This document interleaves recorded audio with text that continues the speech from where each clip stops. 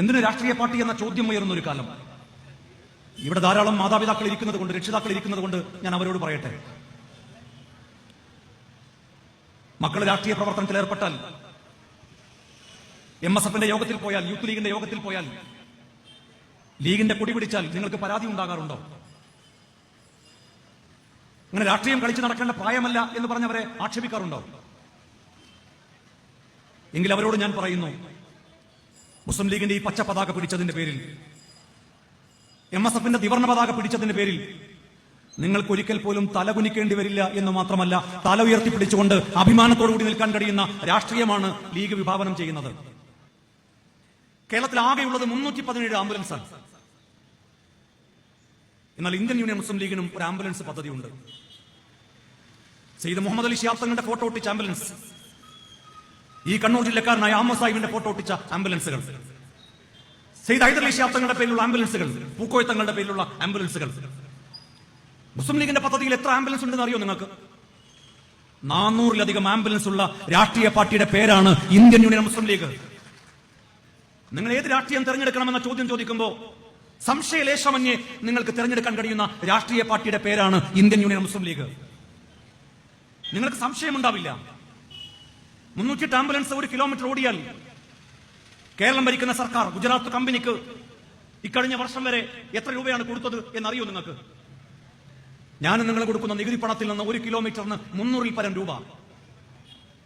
ഈ പാപ്പിനിശ്ശേരിയിൽ ഇന്ന് താക്കോൽദാന കർമ്മം നിർവഹിച്ച ഈ ആംബുലൻസ് 1 കിലോമീറ്റർ ഓടിയാൽ, പണമുള്ളവന്റെ കയ്യിൽ നിന്നാണെങ്കിൽ നിങ്ങൾ ഒരു പക്ഷേ 1 കിലോമീറ്ററിന് 35, 40, 50 രൂപ നിങ്ങൾ വാങ്ങും.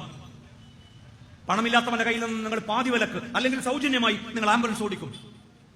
ഇത് പാപ്പിനിശ്ശേരിയിൽ മാത്രമല്ല, കേരളത്തിൽ അങ്ങോളം ഇങ്ങോളമുള്ള പാർട്ടിയുടെ ആംബുലൻസുകൾ അങ്ങനെയാണ് ഓടുന്നത്. 400-ൽ പരം ആംബുലൻസുകൾ. അങ്ങനെ നമ്മുടെ ആംബുലൻസുകൾ ഓടുമ്പോഴാണ് 108 ആംബുലൻസിന്റെ പേരിൽ 1 കിലോമീറ്ററിന് 300-ൽ പരം രൂപ കൊടുത്തത്. ഇക്കഴിഞ്ഞ 5 കൊല്ലം കൊണ്ട് 250 കോടി രൂപയുടെ അഴിമതിയാണ് ഈ നാട് ഭരിക്കുന്ന സർക്കാർ കാണിച്ചത്. ഏത് രാഷ്ട്രീയത്തിന്റെ കൂടെയാണ് പ്രിയപ്പെട്ടവരെ നമ്മൾ നിൽക്കേണ്ടത്? സയ്യിദ് സാദിഖ് അലി ശിഹാബ് തങ്ങൾ ഇവിടെ വന്നപ്പോ ആ മനുഷ്യൻ ചെയ്ത ഒരു പ്രവൃത്തിയുണ്ട്. സയ്യിദ് മുഹമ്മദ് അലി ശിഹാബ് തങ്ങൾ ഈ ലോകത്തോട് ഇവിടെ പറഞ്ഞപ്പോ, നമ്മുടെ നാട്ടിൽ ഒരു രാഷ്ട്രീയ നേതാവ് മരണപ്പെട്ടു പോയാൽ ആ രാഷ്ട്രീയ നേതാവിന്റെ പേരിൽ വലിയ പ്രതിമകൾ ഉണ്ടാക്കാറുണ്ട്. എന്തിനാണ് പ്രതിമകൾ? ഈ നാടിന് കാക്കകൾക്ക് കാഷ്ടിക്കാനല്ലാതെ ആ പ്രതിമകൾ കൊണ്ട് ഈ നാടിനെന്താണ് ഗുണം?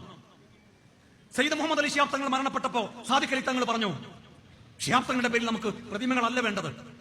നിങ്ങളുടെയൊക്കെ നാടുകളിൽ ഏതെങ്കിലും മനുഷ്യൻ തലചായ്ക്കാൻ ഒരിടമില്ലാതെ പ്രയാസപ്പെടുന്നു, നിങ്ങൾ അവർക്ക് വീട് വെച്ച് കൊടുക്കണം. ആ വീടിന് നിങ്ങൾ ബൈത്തുർ റഹ്മ, കാരുണ്യത്തിന്റെ ഭവനം എന്ന് പേരിടണം. 10,000-കണക്കിന് വീടുകൾ സയ്യിദ് സാദിഖ് അലി ശിഹാബ് തങ്ങൾ, നിങ്ങൾ ഓർക്കുന്നു എന്ന് എനിക്കറിയില്ല, നിലമ്പൂരിൽ ജോപ്പോൾ അഞ്ചേരിയും ഷറഫ് അലിയും ഒക്കെ പങ്കെടുത്ത ലീഗിന്റെ ഒരു ബൈത്തുർ റഹ്മ ചടങ്ങ്. ഇന്ത്യക്ക് വേണ്ടി കളിച്ച അണ്ടർ-19 സുബ്രതോ കപ്പിൽ കളിച്ച ഒരു ഗോൾ കീപ്പർക്ക് വീടില്ല. ലീഗ് നിലമ്പൂരിൽ വെച്ച് വീട് കൈമാറുകയാണ്. അവിടെ വെച്ച് ജോപ്പോൾ അഞ്ചേരി പറഞ്ഞു, ഇന്ത്യയിൽ കാരുണ്യത്തിന് ഏതെങ്കിലും ഒരു രാഷ്ട്രീയ പാർട്ടിക്ക് ഗിന്നസ് ബുക്കിൽ ഇടം നേടാൻ സാധിക്കുമെങ്കിൽ ഇന്ത്യൻ യൂണിയൻ മുസ്ലിം ലീഗാണ് ഗിന്നസ് ബുക്കിൽ ഇടം നേടേണ്ടത്. ലീഗിന്റെ രാഷ്ട്രീയമാണത്. 10,000-കണക്കിന് ബൈത്തുർ റഹ്മകൾ.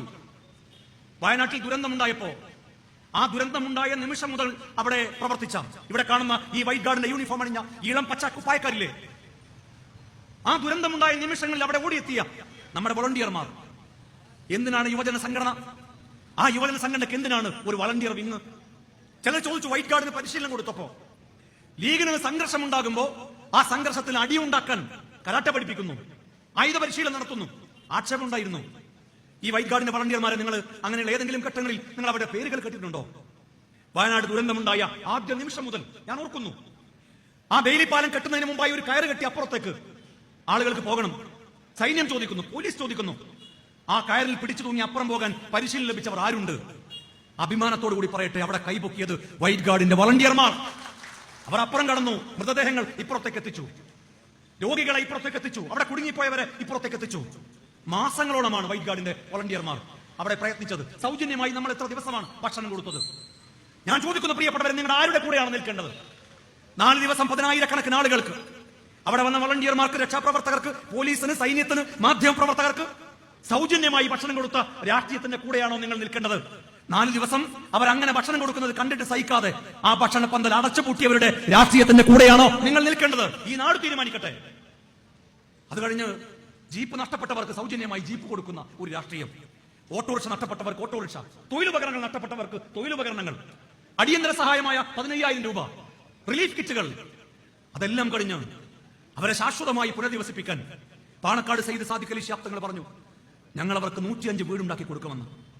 നമ്മൾ സ്ഥലം വാങ്ങിയപ്പോ ഞാൻ ഈ നാട്ടുകാരോട് ചോദിക്കട്ടെ, അത് തോട്ടഭൂമിയാണെന്ന് ആക്ഷേപിച്ച് ആ വീട് പണി മുടക്കാൻ ശ്രമിച്ചവരുടെ രാഷ്ട്രീയത്തിന്റെ കൂടെയാണോ നിങ്ങൾ നിൽക്കേണ്ടത്? അതല്ല ആർജവത്തോടെ പാണക്കാട് സയ്യിദ് സാദിഖ് അലി ശിഹാബ് തങ്ങൾ ഒരു വാക്ക് പറഞ്ഞാൽ ആ വാക്ക് ചങ്കിൽ ജീവനുള്ളിടത്തോളം കാലം അത് പാലിക്കാൻ പ്രതിജ്ഞാബദ്ധമാണെന്ന് പറഞ്ഞ ഇന്ത്യൻ യൂണിയൻ മുസ്ലിം ലീഗിന്റെ കൂടെയാണോ ഈ നാട് നിൽക്കേണ്ടത്? സംശയലേശമന്യ ആളുകൾ പറയും ഞങ്ങൾ തെരഞ്ഞെടുക്കുന്ന പാർട്ടി ലീഗാണെന്ന്.